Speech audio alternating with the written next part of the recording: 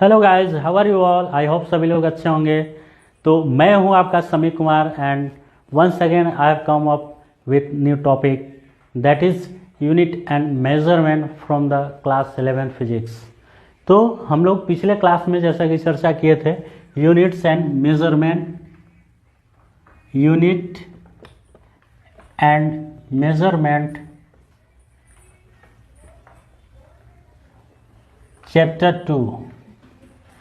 तो इसमें हम लोगों ने डिस्कस किया था the principle of homogeneity of an equation. वो क्या कहता था, होमोजेनिटी ऑफ इक्वेशन जो है प्रिंसिपल, वो उसके according each term of an equation must be same. अगर इक्वेशन में जो टर्म होते हैं वो सारे टर्म का जो डायमेंशन होगा वो आपस में क्या होगा, बराबर होगा। एंड वन मोर थिंग कि we can add and subtract each term of equation but it has to be same physical quantities. दोनों का क्वांटिटीज जो है टर्म का जो है वो सेम होना चाहिए, ठीक है। तो उसके अकॉर्डिंग हम लोगों ने दो क्वेश्चन जो है उस पर बेस्ड सोल्व किया था। आज क्वेश्चन नंबर 3 सोल्व करेंगे। क्वेश्चन क्या है कि find the dimension of a upon b in p is equal to a minus t square upon bx, जहाँ के where p stands for pressure, l t stands for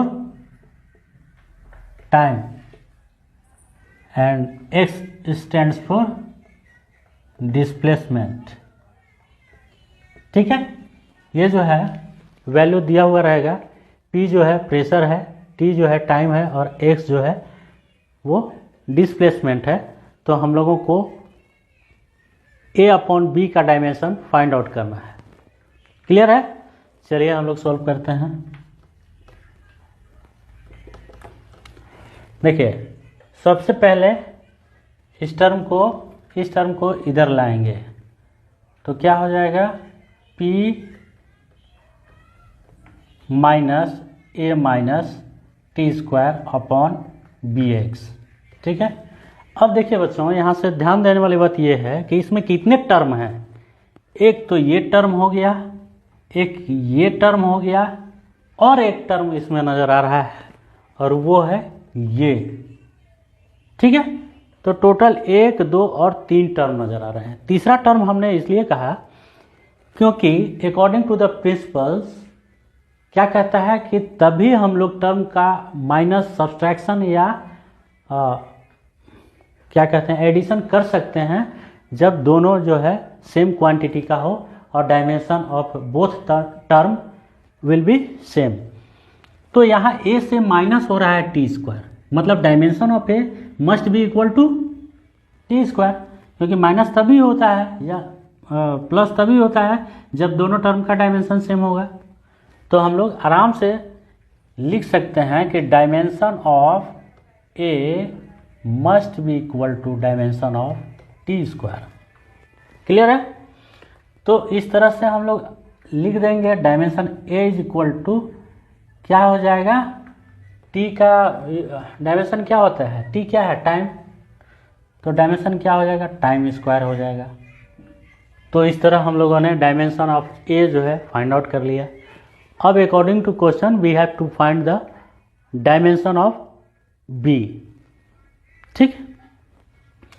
अब यहाँ ध्यान देने वाली चीज है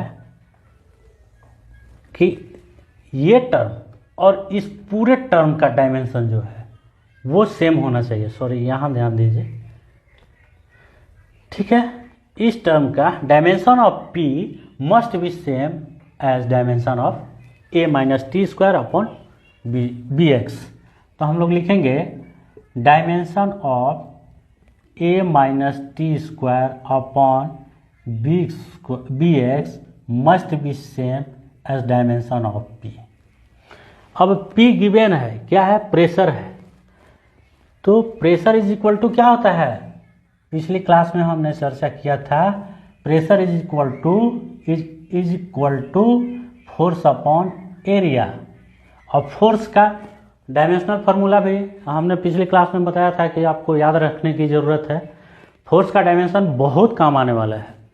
तो फोर्स का डायमेंशन क्या होता है? फोर्स का डायमेंशनल फार्मूला होता है mLT⁻²। ठीक है।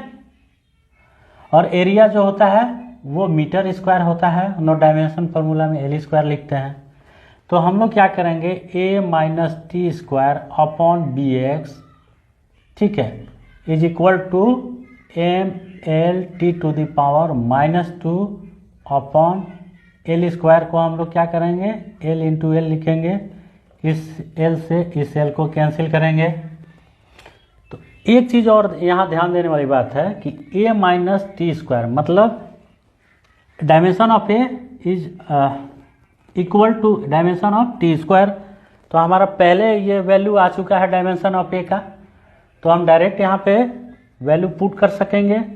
t², a-t² के जगह पे ये वैल्यू को पुट कर दिए t²/b।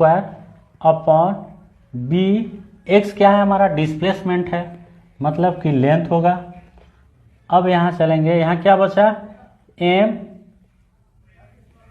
l जब नीचे है डिनोमिनेटर में है, जब ऊपर जाएगा तो इसमें क्या हो जाएगा, माइनस लग जाएगा और t-2। ठीक है। अब इसको इधर लाइए तो क्या हो जाएगा, b equal to t² l। अब इसको नीचे लाएंगे ml-1t⁻²।